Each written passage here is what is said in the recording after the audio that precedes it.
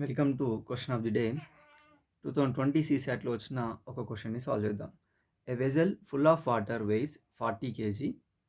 If it is 1/3 filled its weight becomes 20 kg. What is the weight of the empty vessel?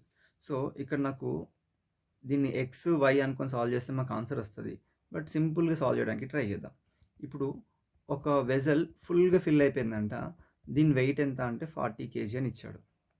And ఇంకోటి 1/3 అన్నాడు. అంటే దీన్ని 3 ముక్కలు చేస్తే ఒక్క పార్ట్ ఫిల్ అయి ఉంటే, ఒక్క పార్ట్ వాటర్ ఫిల్ అయి ఉంటే కనుక దీని వెయిట్ 20 kg అన్నాడు.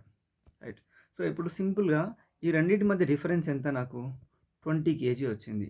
ఈ 20 kg డిఫరెన్స్ నాకు దేనివల్ల వచ్చింది సార్ అంటే దీన్ని కూడా 3 ముక్కలు చేసేద్దాం. ఇప్పుడు ఈ వాటర్ సేమ్ ఉంది ఇక్కడ. సో దాన్ని తీసేస్తే నాకు రిమైనింగ్ పార్ట్స్ ఏమున్నాయంటే ఈ రెండు పార్ట్స్, ఈ 2 parts ఆఫ్ వాటర్. రైట్. ఈ 2 parts యొక్క వాటర్ వెయిట్ ఎంత వచ్చింది? నాకు 20 kg వచ్చింది. ఒకవేళ 1 part అయితే కనుక 10 kg అయ్యేది. 3 parts అయితే కనుక 30 kg. అంటే ఈ వాటర్ ఫుల్గా ఉన్న వెజల్ యొక్క వాటర్ ఎంత అంటే 30 kg ఉంది. నాకు ఎంటీది ఏమవుతుంది అప్పుడు? టోటల్ 40, దాంట్లోంచి 30 తీసేస్తే ఇంకెంత ఉంటుంది? 10 kg. 10 kg is the empty vessel యొక్క weight. So option A is the right answer.